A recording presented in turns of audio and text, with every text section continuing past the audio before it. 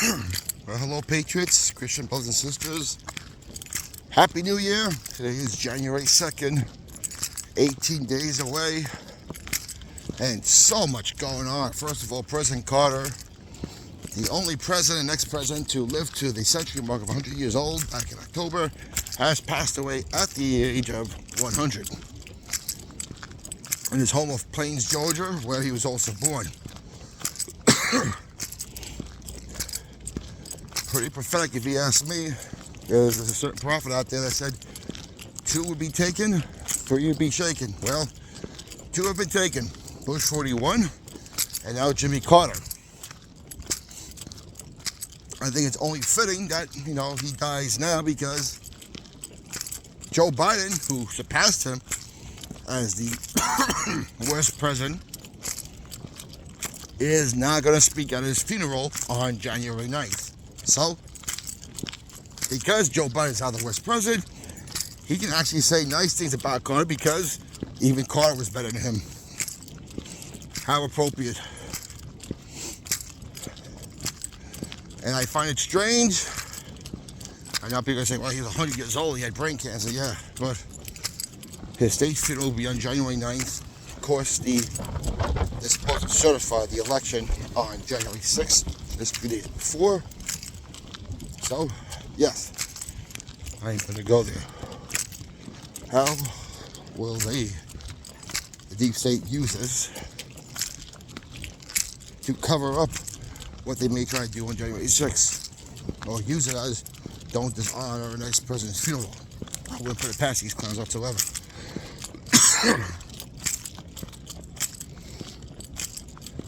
As we're 18 days away from Trump taking over.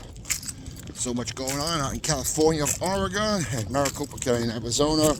We have a bird flu problem that they created, because if you don't know, bird flu is a patented virus, which means it was created in the lab and it was part of the gain-of-function research. So now you got Leanna Wen, Biden's Secretary of Health, is trying to get as many vaccines in these people as possible, but with the absolute disaster of the mRNA, why would anyone take it? Because one, people believe the TV. After all, I saw people around here wearing masks. They wear masks while in a car. I mean, this is unbelievable what's happening. Also, now we hear that the underwater volcano may explode in 2025 off the coast of Oregon. And meanwhile, on New Year's Eve, just about the entire island of Puerto Rico lost power.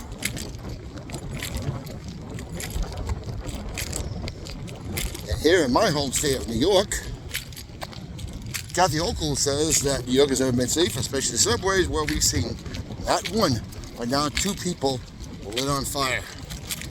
One was a woman who died, another one was a man who survived, but had his legs burnt real bad. Of course, what do people do now? Instead of jumping in and stopping the guy or whatever, they take the cameras out and they footage. This is what we come to. We raised a bunch of left-wing nutjob pussies in a very blue city. I've been here for a little time. New York is full of tough people now. They're full of attitudes. There's a big difference between being tough and having an attitude. Tough people would have stopped that clown or detained him. Either one of them. Instead of taking their camera out and photographing it or videotaping it. And yesterday, and again, in my hometown of Queens, we had 11 shot a nightclub in New York City. So, hey, those New York City / New York State gun laws are working really, really well. But hey, if you don't have a gun, you can do what they did down in New Orleans. Take a box truck, run over 45 people, kill 10 of them, then try to shoot at the police. He did manage to shoot 2 cops. I think they both survived because they were wearing their vests, as the other cops took out that ISIS wannabe bum, who I guess went through a brutal divorce and is a homegrown terrorist and served our military. So you ask yourself, was he an MK Ultra?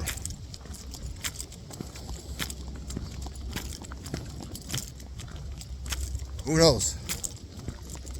But my goodness, there's a lot going on. So much going on, it's hard to keep up. And by the way, I think Devin Nunes should be fired as CEO of Too Social. I'm sorry. I know he did a good thing years ago, exposing all that, but who knows? He might have been bought off as well.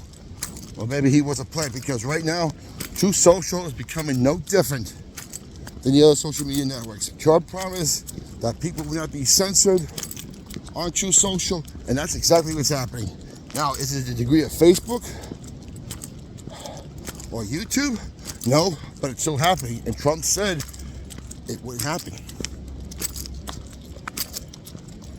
And another guy I'm starting to take a real closer eye right now is General Flynn. He backed Nunes. He's also backed Kash Patel and Vivek Ramaswamy, and right now Vivek Ramaswamy and Elon Musk are now backing H1B1 immigrants. In fact, they say that Musk has fined a lot of American employees to hire those very same immigrants. I always told you I was on the fence about Elon Musk. I mean, he backed Trump maybe for some legit reasons, but it might have been some selfish reasons also. And Vivek Ramaswamy, he was an Obama supporter.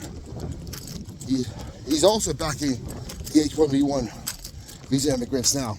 I'm sorry. And he's going to be the ones running the DOG, Department of Government Efficiency. I think they need to go also. And right now, I don't trust Kash Patel either, because he's also being backed by General Flynn. A lot has been exposed. A lot's getting exposed now.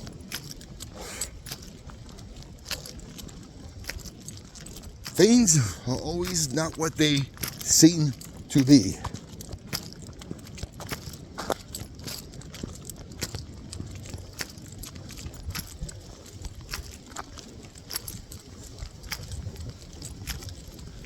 And as we approach January 6th, as the Carter funeral approaches us also, as we approach January 20th, oh my goodness, is this when we find out the storm begins? Because I said there's only 2 predictions left that Trump has said.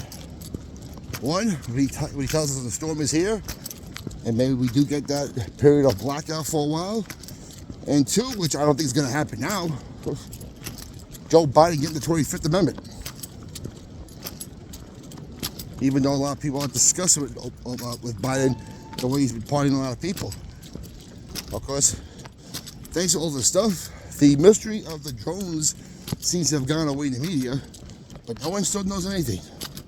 Nobody. Even the military, which definitely knows, and so should the FAA also. No one knows a thing. I mean, after all, how many people could avoid a drone or multiple drones the size of a Honda Pilot, or a Toyota 4Runner, or a Ford F-150? And where do you store them? Who has the space for that? Your federal government probably.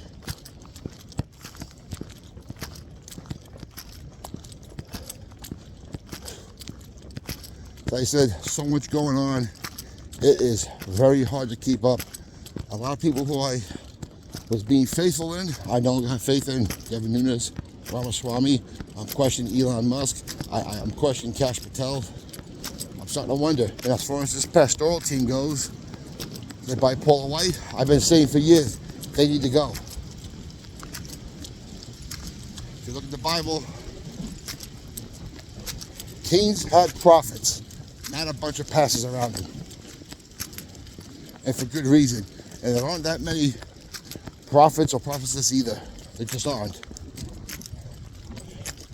The ones that are chosen by God. Not called, chosen. There's a big difference between being called and chosen. So we're going to see a lot of stuff. So as I've been saying, expect anything. And I truly mean that. You wonder what's going to happen in the next 18 days and thereon after that. All right, folks. Comments down below. What's your opinion? I'd like to know. keep the country in prayer. Keep Donald Trump in prayer. As I said, it hurt me when I heard him say your favorite president, your favorite clairvoyant. I hope he was joking. Because considering who Paula White has around her, you need to pray for your president and your vice president. And you need that spell to be broken. The Jezebel spirit is alive and well in Paula White. I would never trust a pastor who's been divorced 3 times and married on a 4th marriage to an evenly yoked believer who I think is a musician. That's all you need to know. Anyway, keep prayer, keep Trump and J.D. Vance and his family in prayer. Keep the country in prayer. We'll talk to you later.